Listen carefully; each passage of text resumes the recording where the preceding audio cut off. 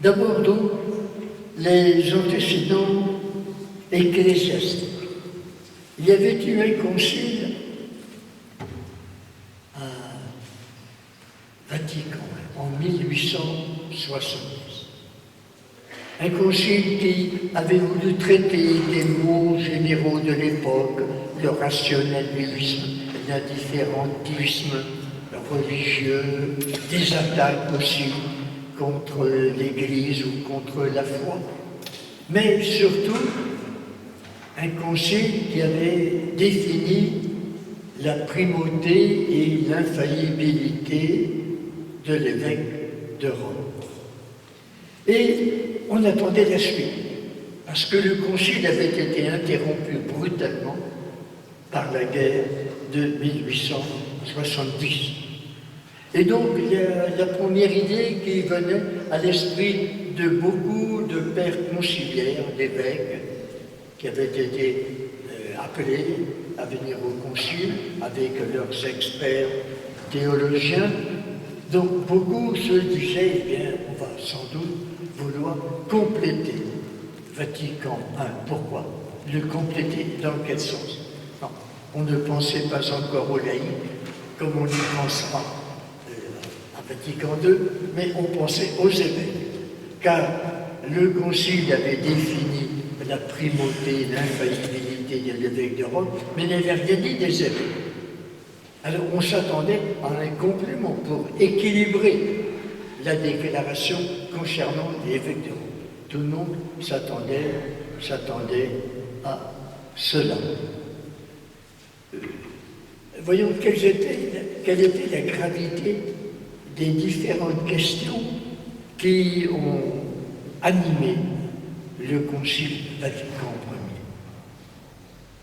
Bon, d'abord, ce concile était en réaction contre tout le mouvement culturel du XIXe siècle, qui était un courant dominé par le rationalisme et qui avait entraîné même les premières déclarations très nettes d'athéisme, qui avait mis la doctrine catholique en difficulté sur un certain nombre de points. Tout au long du XIXe siècle, les papes, et notamment Pie IX, avaient condamné tout ce qu'on appelait les idées modernes. Donc vous voyez, les idées modernes qui viennent de la modernité et qui, dans l'Église, vont engendrer le modernisme. Donc, la papauté, tout au long du XIXe siècle, avait condamné cette vague de rationalisme qui avait produit le laïcisme, la sécularisation de la société.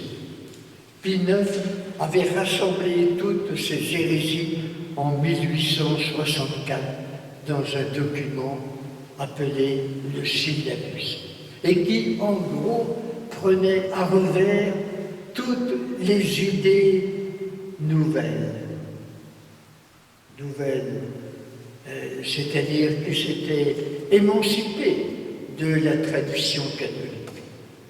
Et donc avait condamné toutes ces idées-là, ce qui ressemblait fort à une condamnation du monde moderne. Et quelle était l'urgence de défendre l'infaillibilité et la primauté pontificale? Cela faisait longtemps en Occident qu'on s'était habitué à considérer l'évêque de Rome comme le patriarche de l'Église d'Occident et celui qui commandait donc à toute l'Église. On n'était plus dans le cas des conflits avec l'Église, les églises d'Orient, l'Église byzantine qui refusait le primat de l'évêque de Rome. On n'était plus dans les luttes de la Réforme qui s'opposait aussi à l'intrusion de l'évêque de Rome dans les affaires internes à toutes les églises et dans dans tous les pays, mais quelle était la nécessité exacte de défendre, de soutenir l'infaillibilité pontificale qui n'était pas vraiment attaquée. C'était que le pape voyait s'amener dans le monde, voyait s'amener une nouvelle forme de gouvernement des sociétés, qui était la démocratie. Or, dans la théorie de la démocratie, le gouvernement vient du peuple. Le pouvoir vient de la volonté générale exprimée par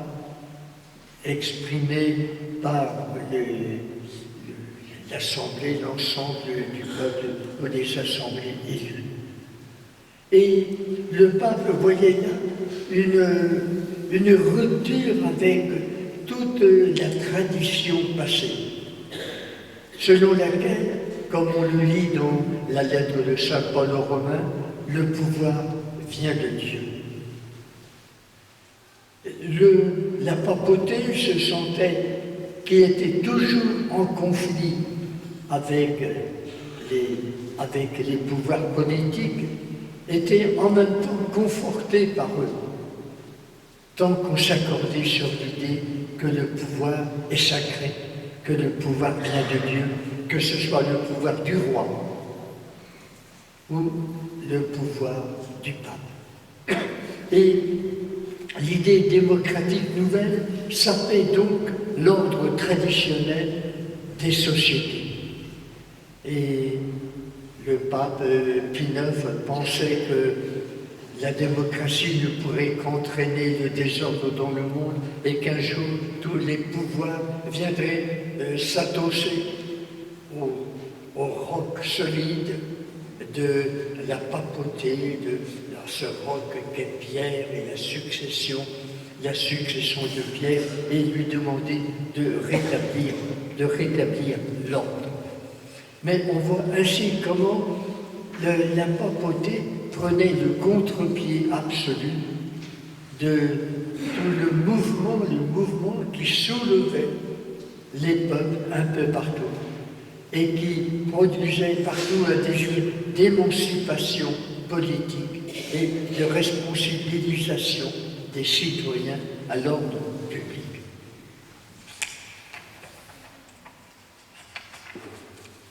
Voilà donc pour l'antécédent, les antécédents ecclésiastiques. Et le pape qui était, il ne faut pas l'oublier, qui était encore en 1870, mais pour très peu de temps, qui était encore souverain d'un État pontifical, se voyait menacé par cette vague de démocratie, mais voyait aussi tout l'ordre de la société menacé. Deuxième antécédent à Vatican II. C'est toute une évolution qui s'était faite dans la société civile et qui s'était forcément répercutée dans la civilisation, également dans l'Église. L'évolution continue de la société sous l'influence de la philosophie, du rationalisme, de la culture, qui répandait partout l'athéisme, l'indifférentisme, la laïcisation, la sécularisation, et on parlait déjà de déchristianisation. Pensez que c'était au début de la guerre de 1940, en 1942, que l'abbé Gaudin avait publié un livre qui avait fait beaucoup de bruit, France, pays de mission.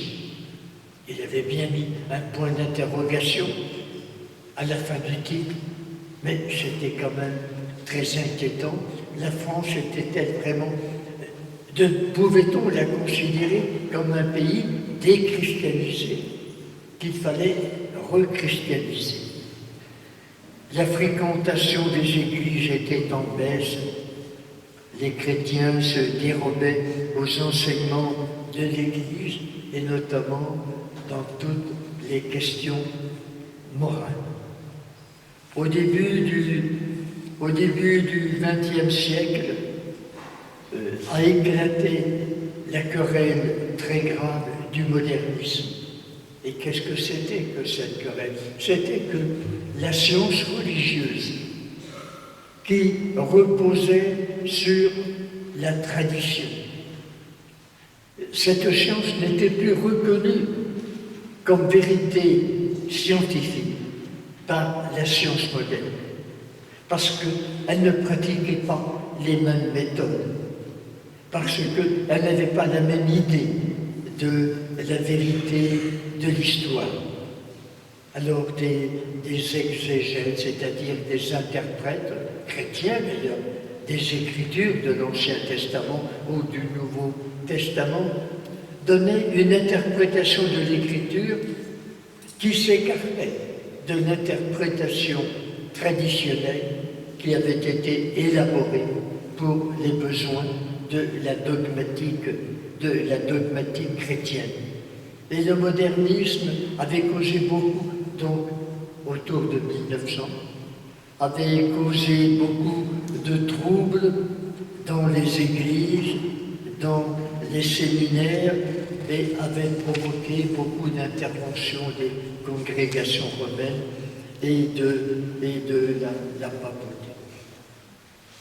Alors, quelle a été la réaction de l'Église catholique à cette détérioration de la situation?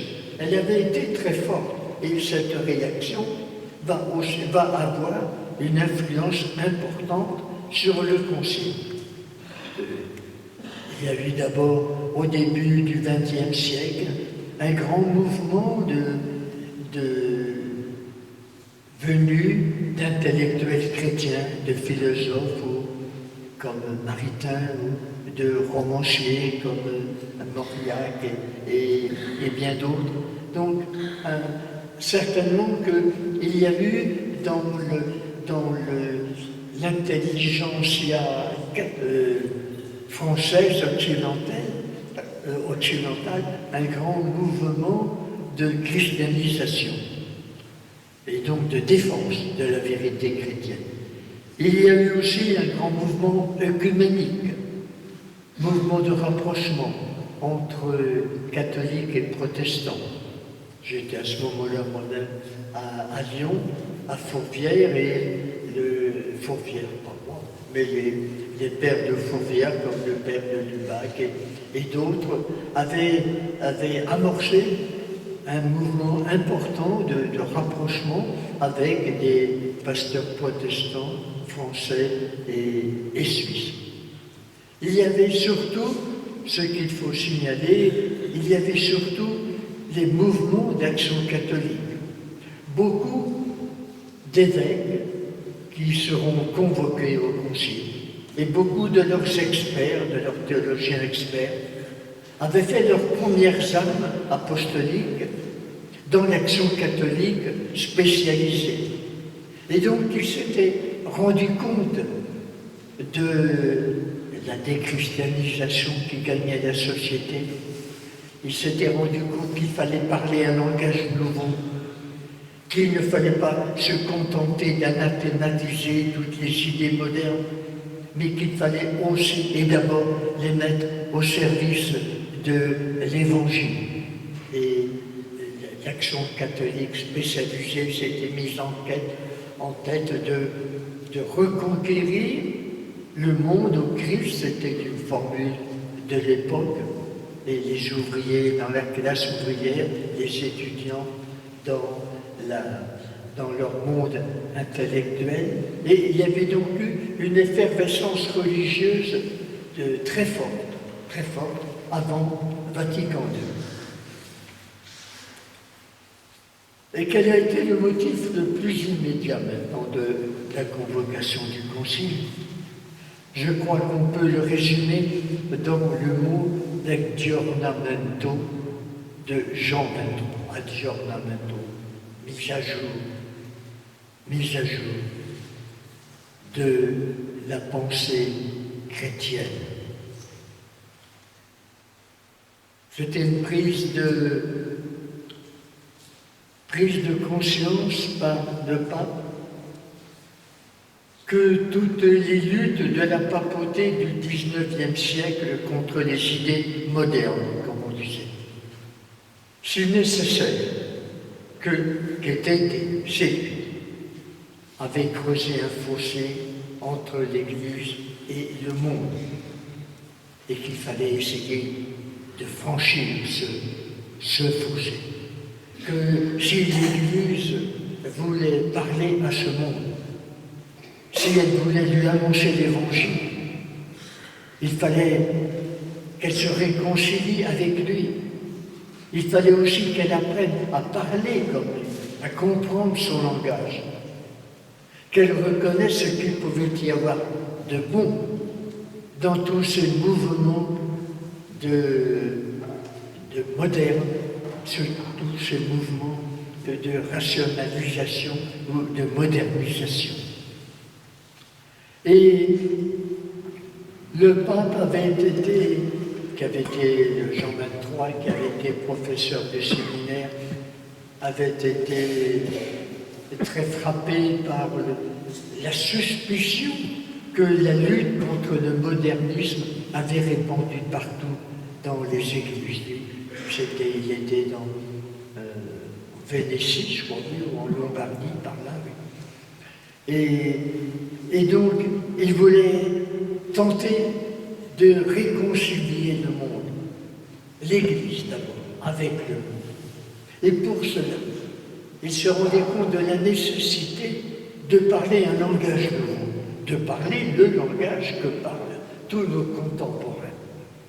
Et c'est à cela qu'il voulait inviter l'Église, à cette ouverture